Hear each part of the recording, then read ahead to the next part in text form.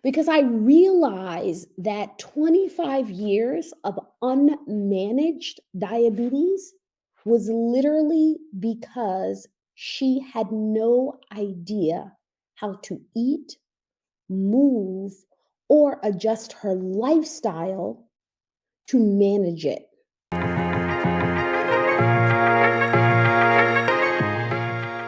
You're listening to the Fit Muslima podcast, where we discuss the interconnection between food, faith, and fitness. I'm your host, Mubarakah Ibrahim. This podcast, my social media presence, and weekly newsletter all focus on the philosophy that physical, mental, and spiritual well being is intertwined. The weakness of one weakens them all, and the strengthening of one strengthens them all. Assalamu alaikum, and welcome to episode 2 of the Fit Muslima podcast. This season of the podcast, I'm sharing the stories that make the book of me. So, as you listen and we embark on this journey together, you'll better understand my perspective and the lens in which I look at health, fitness, and the world. Everything I am is because of my mother. Everything that I avoid being is because of my mother. She was the best mother, sister, teacher, friend, daughter, better than I'll ever be, better than I even strive to be honest, because she sacrificed her life and her health and her well being in a very literal sense to be the most selfless person I have ever known in my life. My mother was Atia Ibrahim, and I'm sure you will hear stories about her, quotes from her, lessons that I've learned throughout our journey together in this podcast. Because so much of what I reflect on as an adult, I realize now came from my mother. You know how when you're young and we say we never want to be like our parents, but end up a lot like our parents. They teach us the lessons of how to be, but as well as how not to be. I think every generation's goal is to take the good from the previous generation and to improve on it in the best ways that they can, avoiding the mistakes and making all the triumphs better and greater. That's at least what I strive to do and what I encourage my children to do and what I hope they would encourage their children to do. I am the fifth of 6 children.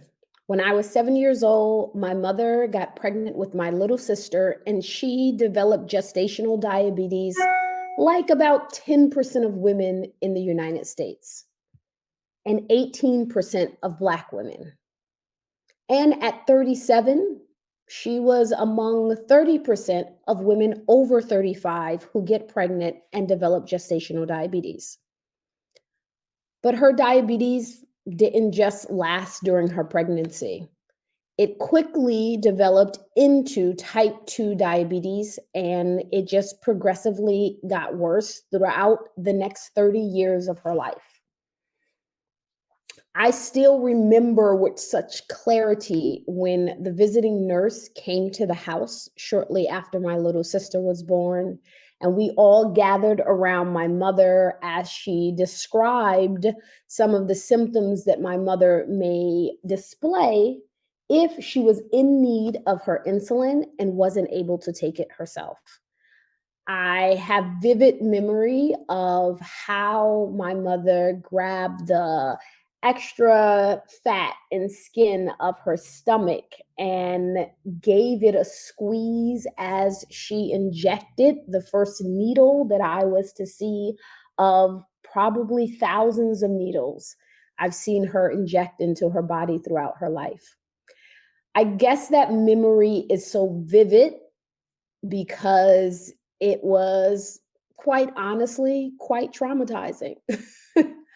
I remember my mother squinting her face to make an indication that it was obviously painful, but I understood that it was a necessary pain. I understood very early, just in that example and in that demonstration, that this was going to be, in lack of a better term, a necessary evil for a very long time. We got used to my mother having diabetes, but unfortunately, I don't think that she ever got used to herself having diabetes. There was no discussion about whether or not it was temporary or if it was permanent. It just was assumed to be a permanent change in our lives because her mother developed diabetes and her father developed diabetes. It was a continuation of the myth that diabetes is unavoidable if you have prior family members who also have diabetes. So, because of that, we just accepted it as a part of life and we adjusted and we dealt with circumstances and built our life around the fact that she had diabetes. Doesn't mean that I had a particular unhappy childhood. In fact, I would say that I had a very fulfilling childhood, very loving childhood. But there was things that happened as I grew up that I never understood was not normal until I became an adult. Like the fact that I had to learn how to drive at around the age 13, not because my mother wanted me to drive, but she explained that it was important that I understood how to drive so that if she ever passed out or had a problem where she couldn't see because her blood sugar was too high, that I would be able to drive her to the doctor. So it was a necessary skill, even though it wasn't legal in Massachusetts at the time for a 13-year-old to drive a car. It was a requirement for our lifestyle. One day I had to use those skills. And this is another one of those situations that I remember very vividly as if it happened last week.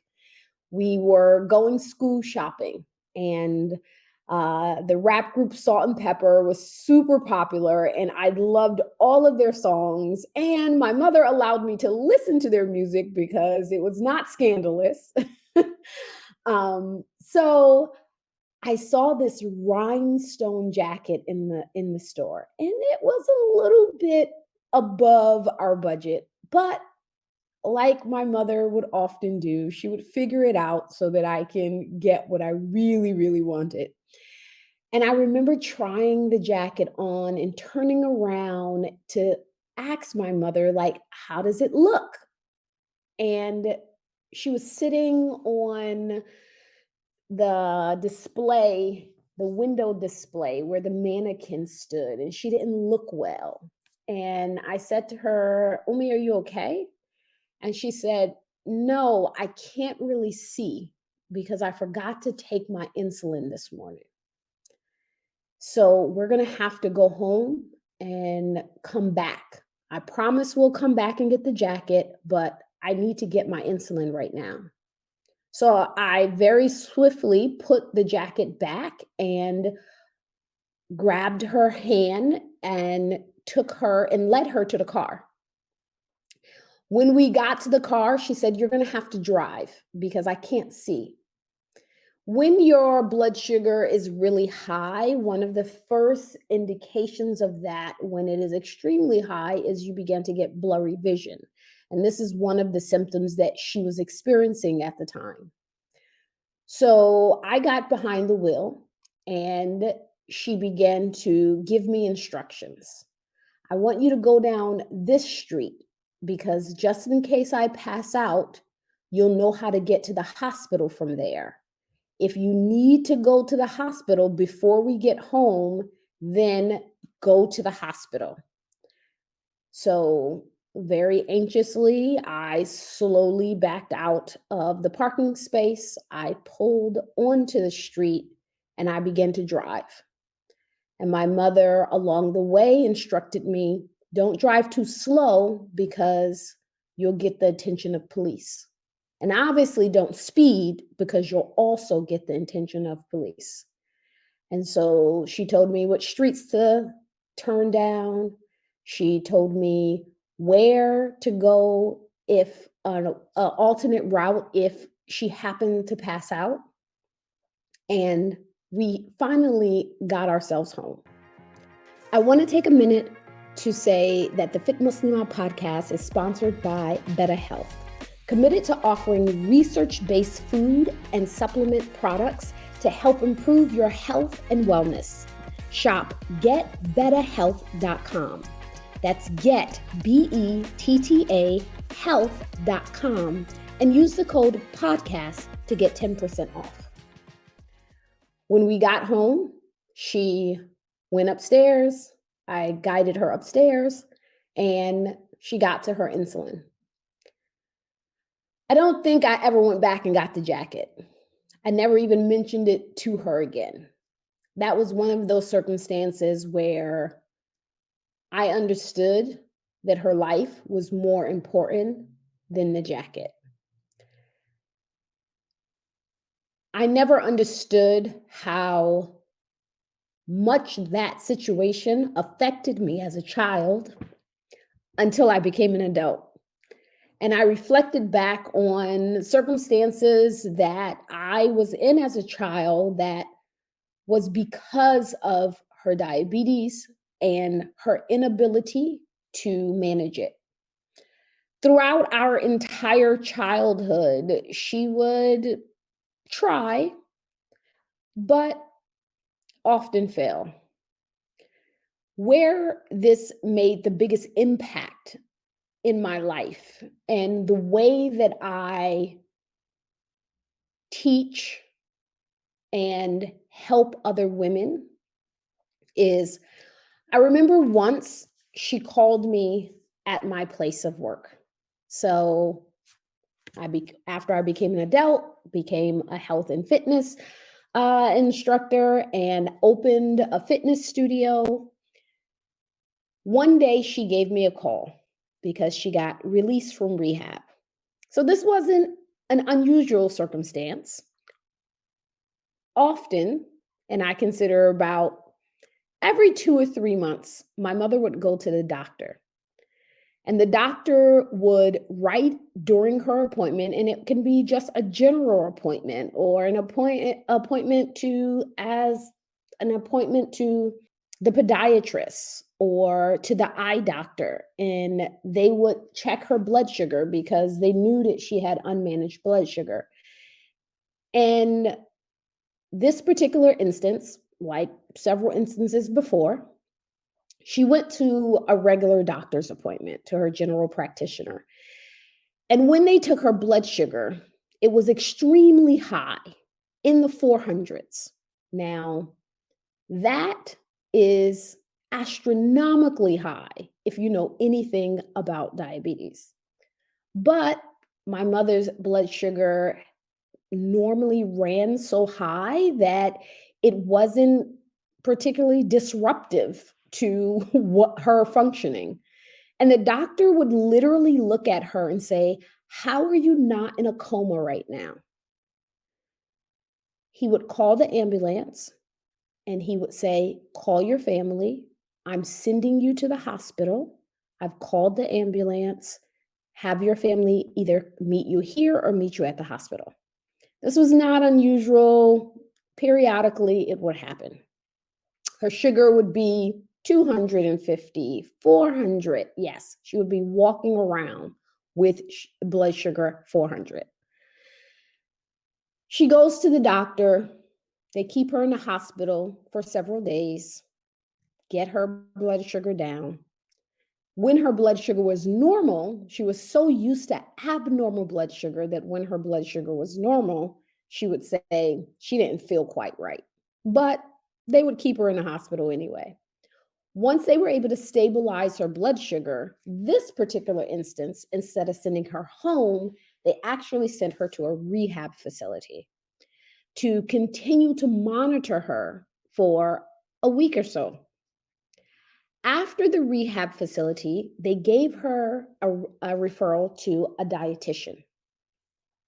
So I'm in my studio, setting up all of my equipment for a boot camp class that I was getting ready to start. And my mom called me. And so I answer the phone and she lets me know that, hey, I'm home today.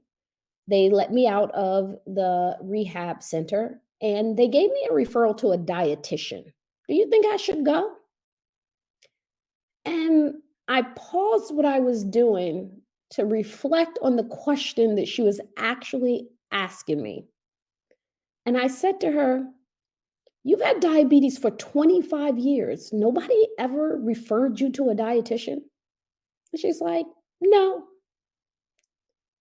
That was a huge light bulb moment for me because I realized that 25 years of unmanaged diabetes was literally because she had no idea how to eat, move, or adjust her lifestyle to manage it. She never got referrals to any type of nutritional counseling. The most the doctor would tell her is you need to stop drinking Pepsi. You need to not eat sugar. And my mother would actually comply. She switched to diet Pepsi. She would say, "Oh, take the icing off the cake and just give me the cake," because the doctor said, "Don't eat sugar." The icing was the sugar in her eyes, not the cake, right? She continued to eat all of these things that she thought was okay. And all of the years that we would get angry with her and say, "You're not taking care of yourself." But she would sort of quit back and say, "Oh, just give me the cake. Everything makes my sugar go up. Just give me the juice. Everything makes my sugar go up." Because to her, even when she thought she was eating healthy, her blood sugar was still going up because she had no idea that rice turns into sugar, that bread turns into sugar, that having diabetes and the colloquial way that we refer to it as the sugar did not literally mean only sugar affects your blood sugar. And if someone had explained that to her, she would have had a better quality of life. So after that conversation, I changed the way that I approach every single client. I approach everyone and respond to questions with the sincere perspective that this person actually doesn't know how nutrition and movement and lifestyle choices affects their body on a physiological level. Before that conversation, I was really focused on teaching women how to move. After that conversation, I switched my focus to educating women on how movement and nutrition and lifestyle choices affects their body on a physiological level. How does what you eat affect the function of your immune system, the function of your metabolism, the function of your hormones? How does stress affect you? How does it affect not just you on a physical level, but a mental level, a spiritual level? Before that conversation, I used the term whole fitness really in a more shallow way. But after that conversation, I began to really incorporate physical, mental, and spiritual well being. This is the core of why it is so important for me to educate people on how food and nutrition affects their body. And I'm honored and grateful every day to share, inspire, and teach. Welcome to the Masterclass. Until next episode, I'm Mubarakah Ibrahim. Assalamu alaikum, and thank you for listening. Please subscribe, share, rate this podcast, and join the conversation on our Instagram and YouTube pages. Until next time. Thank you for listening. Please subscribe, share, and rate this podcast. And you can find me on most social media platforms, including Instagram, TikTok, and Facebook at Fit Muslima. Join the conversation.